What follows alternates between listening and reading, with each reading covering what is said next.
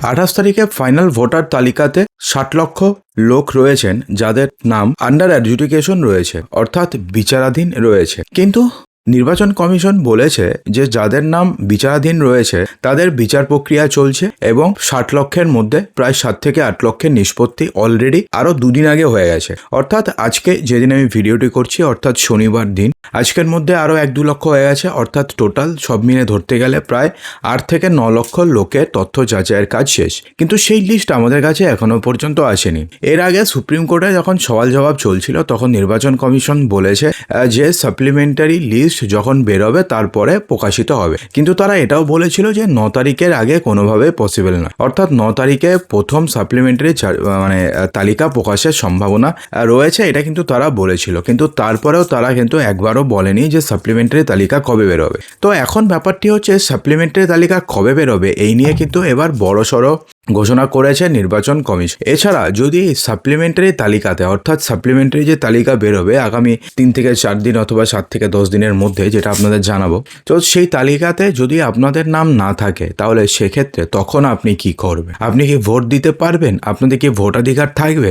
সম্পূর্ণটাই জানাবো, সেই জন্য ভিডিওটিকে সম্পূর্ণ দেখবেন। একটা ছোট্ট রিকোয়েস্ট, ভিডিওটিকে অবশ্যই লাইক করবেন। একটি লাইক আপনাদের এই ভিডিওটিকে আরও হাজার জনের কাছে পৌঁছাতে সাহায্য করে এবং চ্যানেলে নতুন হয়ে থাকলে সাবস্ক্রাইব অবশ্যই করবেন এবং ভিডিওটিকে শেয়ার করবেন। দেখুন, এক্ষেত্রে না ক্লিয়ারলি বলা হয়েছে যে যদি আপনাদের নামের পাশে আন্ডার অ্যাডজুডিকেশন লেখা থাকে অথবা যদি ডিলিটেড লেখা থাকে তাহলে সেক্ষেত্রে সেই তালিকা দিয়ে যদি ভোট হয় তাহলে পরে আপনি ভোট দিতে পারবেন না। অর্থাৎ আন্ডার অ্যাডজুডিকেশন যতক্ষণ না পর্যন্ত আপনাদের নামের পাশ থেকে সরছে অথবা ডিলিটেড অথবা বাতিল যতক্ষণ না পর্যন্ত আপনাদের নামের পাশ থেকে সরছে আপনারা কিন্তু ভোট দিতে পারবেন না। অর্থাৎ আপনাদের ভোটাধিকার কিন্তু আপনি হারিয়ে ফেলবেন। তারপরে আপনার নাগরিকত্ব যাবে বা আপনার এনআরসি হবে সেটা তো পরের ব্যাপার, কিন্তু ফার্স্ট ফেজে কি হবে, আপনি ভোটাধিকার হারাবেন। অর্থাৎ অ্যাটলিস্ট 2026 সালে বিধানসভা নির্বাচনে তো আপনি ভোট দিতে পারবেন না। তারপরে তো আরও সাপ্লিমেন্টারি তালিকা বেরোবে, সেক্ষেত্রে নাম উঠলে পরে আপনি পরবর্তীকালে পঞ্চায়েতে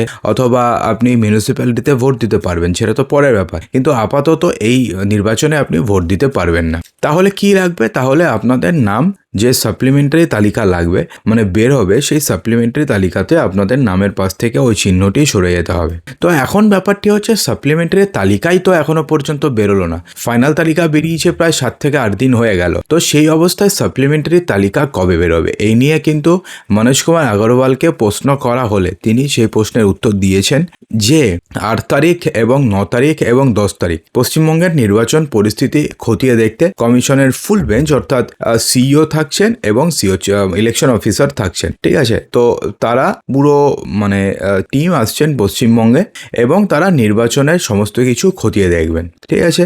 তো এখন ব্যাপারটি হচ্ছে মনোজ কুমার আগরওয়াল বলেছেন যে পশ্চিমবঙ্গে যখন চিফ ইলেকট্রাল অফিসার যখন আসছেন বা চিফ ইলেকশন অফিসার যখন আসছেন তো সেই সময়তে তিনি চিফ সিইওকে জিজ্ঞেস করবেন বা সিইওকে তিনি প্রশ্ন করবেন বা সিইওর থেকে তিনি শুনবেন যে যেই যতটুকুন কাজ অলরেডি হয়ে গেছে সেটা ধরুন 9 তারিখ কিংবা 10 তারিখ কিংবা 11 তারিখ আস্তে আস্তে ওটা মোটামুটি আরও বেড়ে মোটামুটি ধরুন 15 লক্ষ হয়ে যাবে। তার কারণ বর্তমানে ঝাড়খণ্ড অথবা বিহার থেকে যে সমস্ত বিচার বিভাগীয় আধিকারিকরা এসছেন অথবা জাজরা যারা এসছেন তারা কিন্তু অলরেডি 9 তারিখ থেকে কাজ শুরু করে দেবেন এবং তারা যুদ্ধকালীন গতিতে কাজ করবেন। অর্থাৎ এক এক দিনে অনেক যে অভিযোগের নিষ্পত্তি হয়ে যাবে সেটা কিন্তু আর বলার অপেক্ষা রাখে না। অর্থাৎ একদিনে অনেকগুলো অভিযোগের নিষ্পত্তি হবে। অর্থাৎ 11 তারিখ আস্তে আস্তে সেটা ধরুন 11-12 লক্ষ বা 15 লক্ষ যেতে পারে। তো ওই লিস্ট কি তারা বের করে দেবে নাকি তারা আরও কিছুদিন ওয়েট করবে? তো সেক্ষেত্রে যদি সিইও বলে দেয় যে না ঠিক আছে আপনারা লিস্ট বের করে নিন,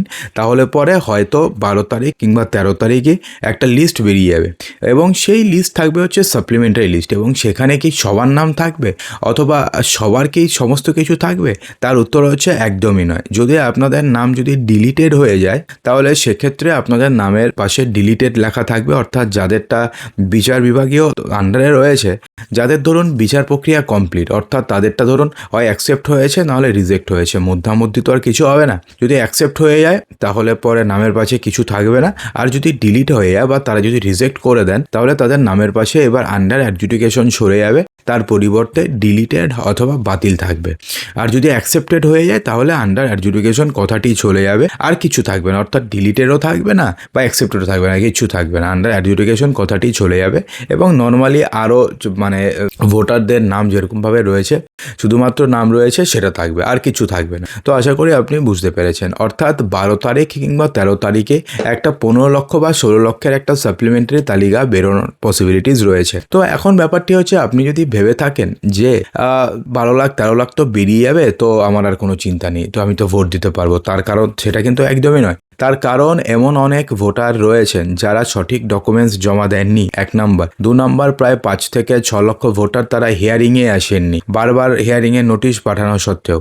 তো এবং তারা কোনো যুক্তিও দেখাতে পারেননি যে তারা কি কারণে হিয়ারিংয়ে আসেননি। 3 নাম্বারে দেখুন, এমন অনেক ভোটার রয়েছেন যারা কমিশন নির্ধারিত 13টি ডকুমেন্টস তো তারা দেননি, উল্টে কি হয়েছে, তারা শুধুমাত্র রেশন কার্ড দিয়ে তারা হিয়ারিং করে এসছেন, অথবা ধরুন প্যান কার্ড দিয়ে তারা হিয়ারিং করে এসছেন, তারা আর গিয়ে বলেছেন আমাদের কাছে আর কিচ্ছু নেই। তো এই সমস্ত ভোটারও রয়েছেন। এমন অনেক ভোটার রয়েছেন যারা 2010 সালের পরে ইস্যু হওয়া ওবিসি সার্টিফিকেট দিয়ে যারা করেছেন, হিয়ারিং করেছেন, কিন্তু তাদেরকে বলা সত্ত্বেও যে 2010-এর পরে যে ইস্যু হওয়া যে সমস্ত ওবিসি সার্টিফিকেটগুলো রয়েছে সেগুলো ইনভ্যালিড হয়ে গেছে, তারাও তারপরেও তারা ডকুমেন্টস প্রোভাইড করেননি। তো এই সমস্ত ভোটারও রয়েছেন। অর্থাৎ সব মিলিয়ে ধরতে গেলে অনেক ধরনের ভোটার রয়েছেন। এবং অনেক ভোটার রয়েছেন এরকম যারা ধরুন কাউকে বাবা হিসাবে দেখিয়েছেন অথবা কাউকে মা হিসাবে দেখিয়েছেন, কিন্তু যখন তাকে প্রমাণ করতে হচ্ছে যে তিনি তার মা অথবা তিনি তার বাবা, তখন তিনি সেটাকে প্রমাণই করতে পারছেন না। অর্থাৎ এই ধরনের ভোটার যদি আপনি হয়ে থাকেন এবং সেক্ষেত্রে আপনাদের নামের পাশে যদি আন্ডার অ্যাডজুডিকেশন থেকে থাকে, তাহলে সেক্ষেত্রে কিন্তু ফাইনাল চার্জ যখন সাপ্লিমেন্টারি তালিকা বেরোবে, সেক্ষেত্রে কিন্তু আপনাদের নামের পাশে তখন আন্ডার অ্যাডজুডিকেশন সরে গিয়ে ডিলিটেড অথবা বাতিলই আসবে। আপনাদের নাম কিন্তু অ্যাপ্রুভ হওয়ার সম্ভাবনা খুবই কম। যদি আপনি সঠিক ডকুমেন্টস জমা দেন, যদি কোনোভাবে মনে হয় যে না আপনাদের ভুলটা খুবই সামান্য এবং এই ভুল দেখে এই ভুলটা দিয়ে বা এই সামান্য ভুলের জন্য ডিলিট করাটা ঠিক নয়, তাহলে সেক্ষেত্রে আপনাদের নামের পাশ থেকে ডিলিটেড লেখাটি উঠবে, না হলে পরে কিন্তু আপনাদের নাম ডিলিটেড হয়ে যাবে। যেমন ধরুন নামের সামান্য ভুল, ধরুন বাংলা বানান ঠিক রয়েছে, ধরুন বিশাল রয়েছে BISHAL অথবা ধরুন VISAL, দুটোই তো বিশাল রিপ্রেজেন্ট করে, তো সেক্ষেত্রে আপনাদের নাম থাকবে। কিন্তু যদি এমন হয় যে আগে ছিল বিশাল এখন হয়ে গেছে রতন, অর্থাৎ নামের পুরো চেঞ্জ, সেক্ষেত্রে কিন্তু আপনাদের নাম ফাইনাল ভোটার তালিকাতে অর্থাৎ সাপ্লিমেন্টারি লিস্টে অ্যাপ্রুভ হওয়ার সম্ভাবনা খুবই কম, কারণ এবার করছেন পুরো সমস্ত কিছু বিচারকরা। তো সেক্ষেত্রে অন্যান্যরা করলে যেমন সামান্য ফাঁকফোকর থেকে যায়, কিন্তু বিচারকরা যেহেতু করছেন এবং পুরোটা যেহেতু হচ্ছে সুপ্রিম কোর্টের তত্ত্বাবধানে, অর্থাৎ সেক্ষেত্রে ফাঁকফোকরের সম্ভাবনা কিন্তু খুবই কম। তো এখন দেখা যাক যে কবে সাপ্লিমেন্টারি তালিকা বেরোয়, কিন্তু 9 তারিখ 10 তারিখ এই দুদিন, 8, 9, 10 এই 3 দিন কমিশনের ফুল বেঞ্চ থাকবে এবং তারপরে সাপ্লিমেন্টারি তালিকা বেরোনোর একটা সম্ভাবনা রয়েছে। তো বন্ধুরা, আশা করব যে ভিডিওটিতে আপনাদের সমস্ত কিছুই সঠিকভাবে বোঝাতে পেরেছি। যদি ভালো লেগে থাকে তো লাইক করবেন, বন্ধুদের মাঝে প্রচুর শেয়ার করবেন এবং চ্যানেলটিকে সাবস্ক্রাইব অবশ্যই করবেন।